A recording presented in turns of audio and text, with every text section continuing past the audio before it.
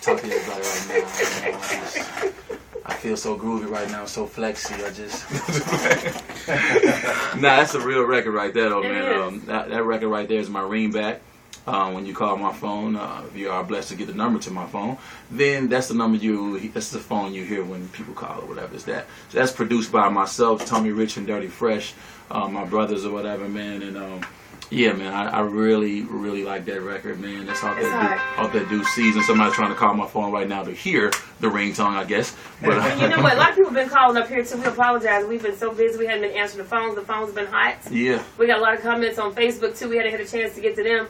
Montreal Takes It, Tell Him Put Your Thunder Frames On is a classic. We still love it. Oh, man. I appreciate that, Montreal. Thank you very much, man.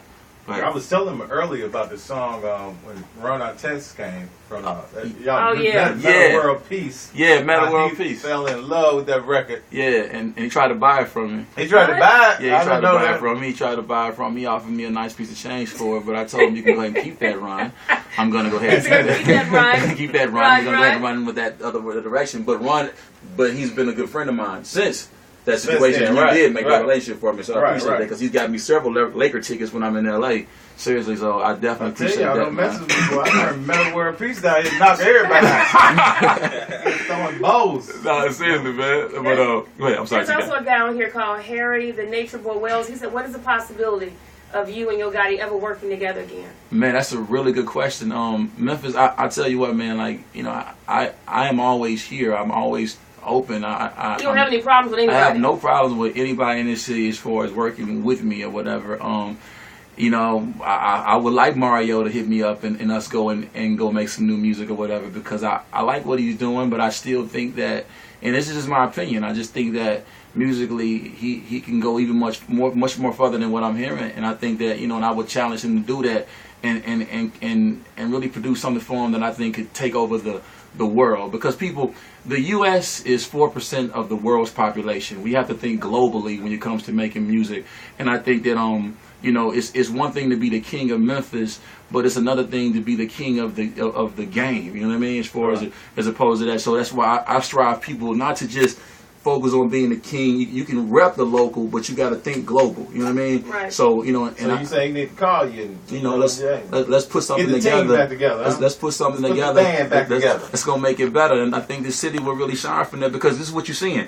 Juicy J got a great hit record out right now. Bands That Make a Dance. Yeah. That's out. Okay, Gotti comes with I got the Sack record. That's a great record too. Right. And when I be in the clubs in other cities, what DJs do, like SNS, when he was DJing at Club Rain in Atlanta, he played whatever Memphis music is hot at the time, they're gonna put it in the same category, whether the artists mess with each other or not. You know what I mean? When it comes to the Memphis mix, bam, they go. I got their Sack, bam, they go Bands That Make a Dance. And then what happens is other artists from other cities will hop on these remixes or whatever and stuff, but we don't get our own artists on the remixes or whatever and stuff like that are from our city. So my thing is, like, if we're going to be a king of Memphis, we must truly help the scene of Memphis. You know what I mean? And so for it to be a scene, there's got to be more than one thing.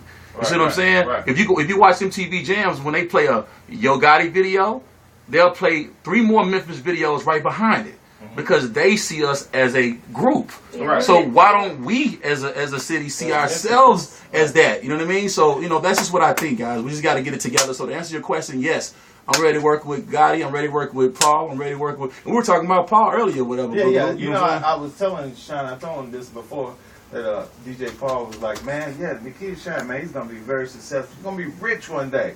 Either he's gonna be like a Puff Diddy of the whole world, or at least gonna be the Puff Daddy of the South. You know what I mean? Because he's got that passion to you know, push himself, and he got that get up and go mentality about himself, and he really respected that about you. Well, I respect him too, man. I mean, you know, I know we've had a story past, but it's like, I just think that you know, when you get older and you see, like, you know, things that you should have done and you shouldn't have done or whatever and all that or whatever, we just kind of got to get on the same accord. And I think that you know, I respect him, I respect Gotti, I respect the town in itself. We make great music, man, and not just great rap music, man. We make great music from this city, period. So, like, all type of genres of music, man. So let's just really get together. I'm gonna talk about this more today, though, guys. But, like, this is Kinfolk Radio. Y'all gotta excuse me. I'm kind of letting my hair down and talking to y'all a little bit.